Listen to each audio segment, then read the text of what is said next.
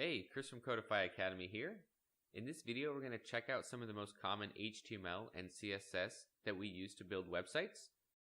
So if you haven't downloaded Google Chrome or Atom, the text editor, check out the links below and download those to catch up. Alright, so open up the Codify folder in Atom, and we're going to make a copy of the template folder, and we're going to rename it to CodeFun1. Or you can rename it Practice, whatever you really want. Just keep in mind that the name of this folder really doesn't matter because we're just practicing here.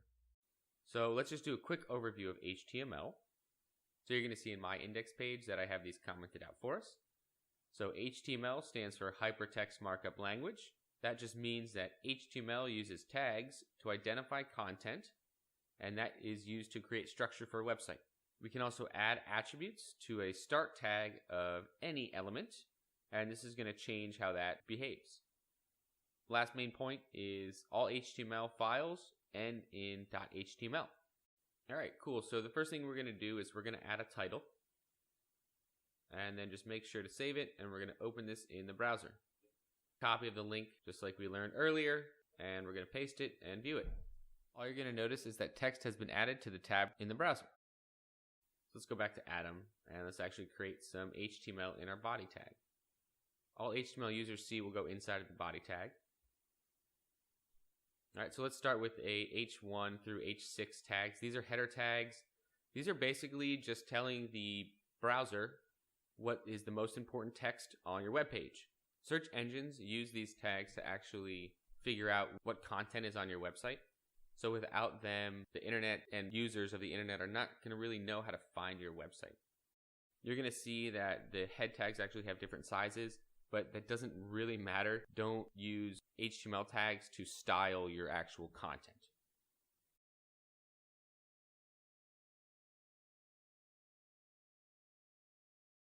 So we'll see here, this is the header 1 element, header 2 element, 3, 4, 5, and they go down in size, right? But again, don't really focus on that. It's more for an SEO, search engine optimization purpose, so people can find your website. Alright, cool. So next we have our P tag. This is a paragraph tag. We're going to create a couple of these just to kind of see, what kind of space they take up. So we create a second one. It's another paragraph. And then we'll create a third one. And for this one, we're going to actually use a shortcut. We're going to type in lorem and hit tab. And this is going to create a nice block of fake text for us. And we can see our paragraphs here. Notice that if there's enough words, the paragraphs actually take up multiple lines.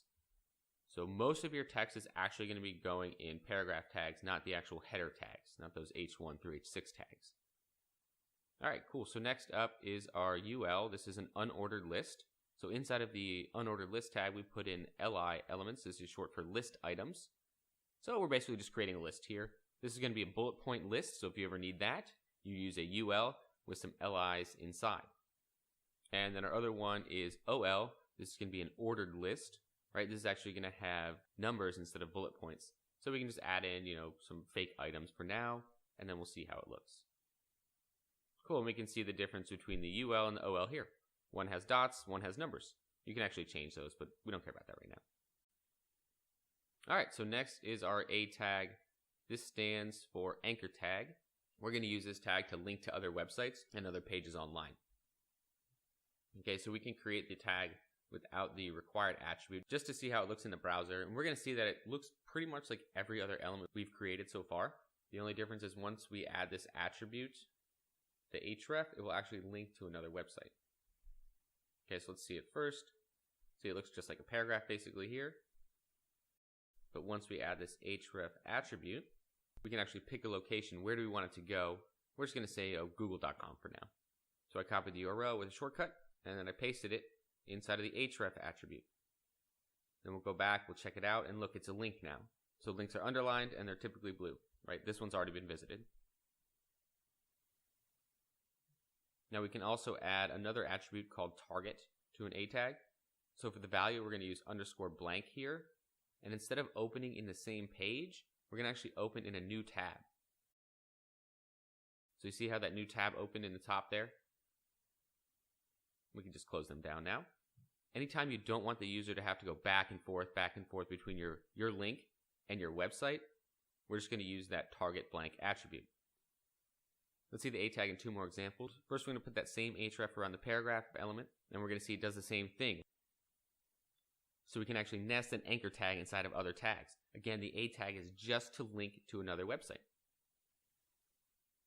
And we can do individual words too, right? So we'll change this here. We'll add the A tag, change the content a little bit, and now only the link, the link should now go to google.com in this paragraph. So if I try to click anywhere else in the paragraph, it doesn't work. But as soon as I click that word that I wrapped in A tag, it opens up a new browser tab for us with that URL.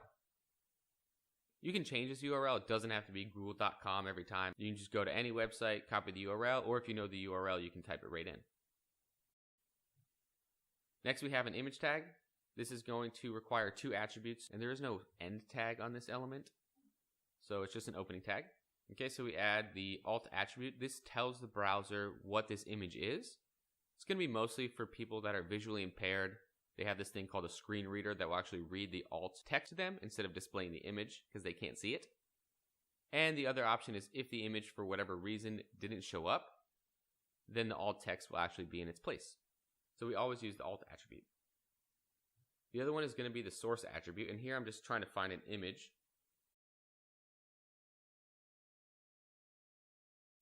This one's going to turn out to be too big, but that's okay. All right, so once you have your image, you can just click on it and go to View Image, and then you can copy that URL. That's going to be your file path. Then we're going to go back and paste it into the source attribute. And then hopefully when we go and we save and refresh, we should see that image. Now this image is gigantic, so let's zoom out and see 25%, still really, really big. Okay, so I'm going to go back. I'm going to get this smaller image here. I can see the pixels is only 300 by 332. I wasn't paying attention before. So I'm just going to save this image into my IMG folder, rename it real quick, something short and sweet, and then go update the src attribute, which again, I'm telling the browser where is this image located. It's inside an IMG folder, and the name of that file is pic1.png.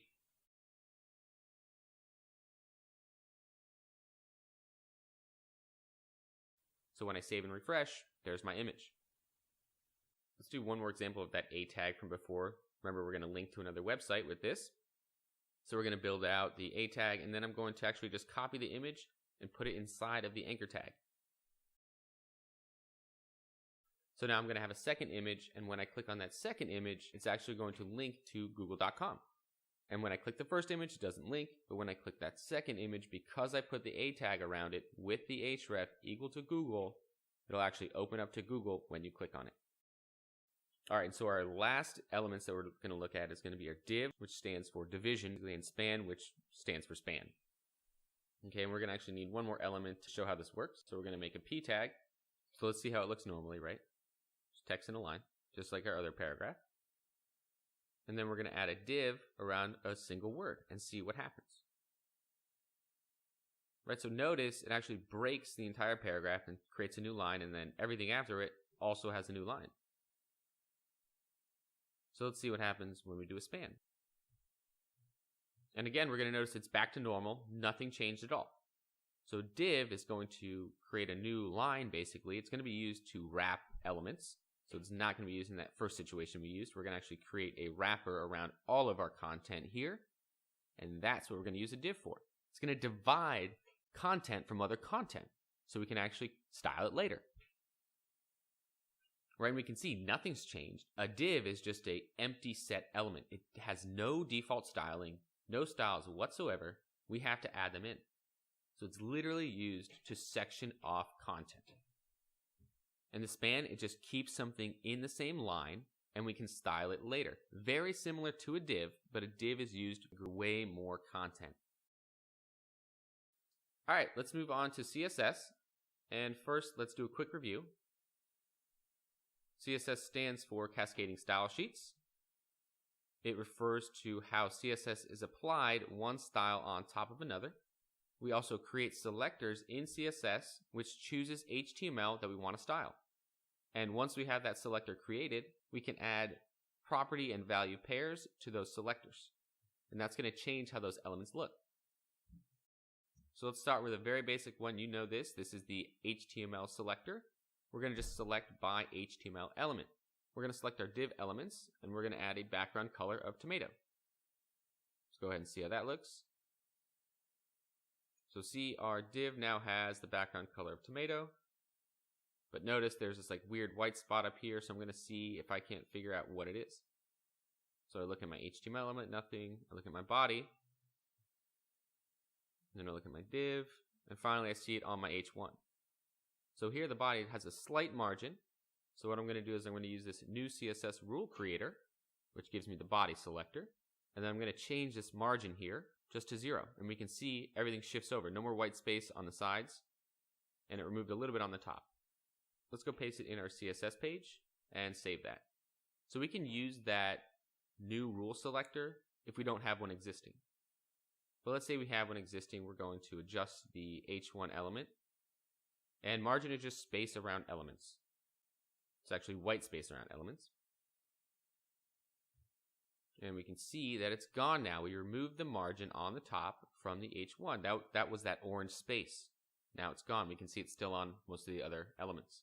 Now again, we're just editing how the page looks here.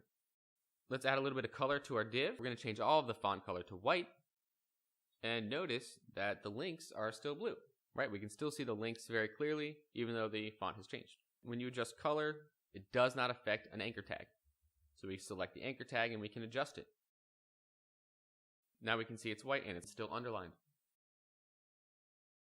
So if we wanted to remove that underline, we can use this property called text decoration and the value of none.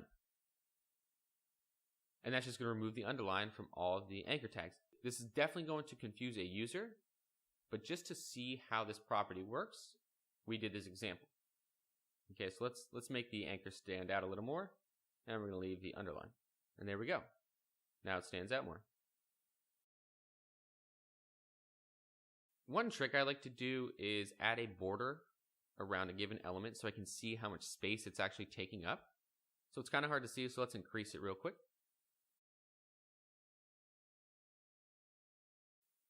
So now we can definitely see it. There's that solid border going around the div element.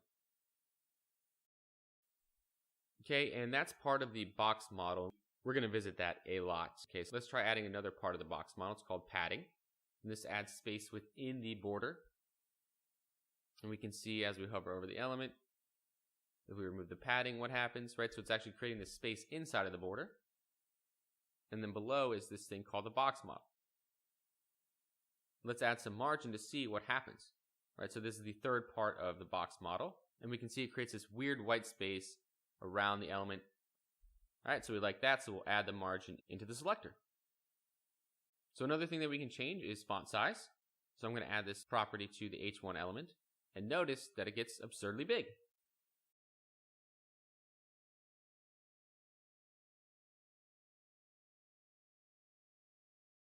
Using my down arrow key, I can actually reduce the size of the font. And then once I'm happy, I can go update that value. So with CSS, there's a lot of guess and check. You know, for this particular exercise, I'm not really trying to design anything that looks too nice. I'm really just playing around with these properties. And that's what you want to do. You want to just create as many elements as you can and add as many properties and values as you can. So another one that we can use, which is pretty cool, is text transform. And if we give it a value of uppercase on the H1 element, we'll see what happens. So notice I used a comma there and added in an additional selector. So you can do that as much as you want. You're basically just applying the same properties to many selectors. Now, the issue with using an HTML selector is that sometimes you have more than one of those elements and you want the styles to be different. So we run into a big issue. We cannot use that same div selector on line 14 for each one. So what we're going to have to do is we're going to have to add these attributes called a class. And a class is just a way to identify a particular tag so we can select it in CSS to style it. That's it. Notice I didn't change anything in the CSS, so everything looks the same. Now our main div here, we're going to apply another class. We're going to set it equal to wrapper. So now we have two elements with the same class name of wrapper, and we want those to have the same styles. So that's what a class is used for. If you have multiple elements that you want the same style on, just add the class attribute, select it in HTML, using a dot followed by the class name, and then adding the properties. Now we just updated an existing one, totally fine. We can see it works normal. Our main and sidebar content does not have those same properties applied. So now what we can do is we can actually select those classes. Again, we use the dot and then the class name. And we're going to set up some selectors so we can add some properties and then some values. So I'm going to select both the class of main and the class of sidebar. And I'm going to add this property of float. I'm going to set it to left. It's going to float both the divs to the left. Now normally divs just take up the full width. So what we're going to do then is we're going to adjust the width of each element so that hopefully they sit next to each other. Now let's see first without the float and just look at the width. Nothing really changed. We have to actually inspect to see a change. So if we hover over the main class, we can see the content is blue, that's 70%. And then on the sidebar, same thing, content is blue, that's 30%. So as soon as we add that float left to each element, we can see that they actually sit next to each other, which is really cool. So if we add some other properties, we can make them look a little bit different. So we got the three we wanted, and let's go add them in.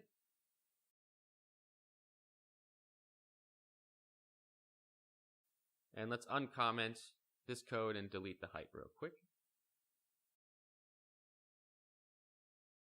Similar to a class is an ID. So IDs are unique. You cannot use the same value twice. You can use the ID attribute just like any other attribute as many times as you want. Now for the value though, we're going to put about in here. Let's assume this is an about section of our web page. And we're going to apply some height. And we can see how these elements look now. Let's add some more content. And notice the height of the main div actually increases, but the about wrapper is unaffected. Let's see if we add it to all three of these selectors.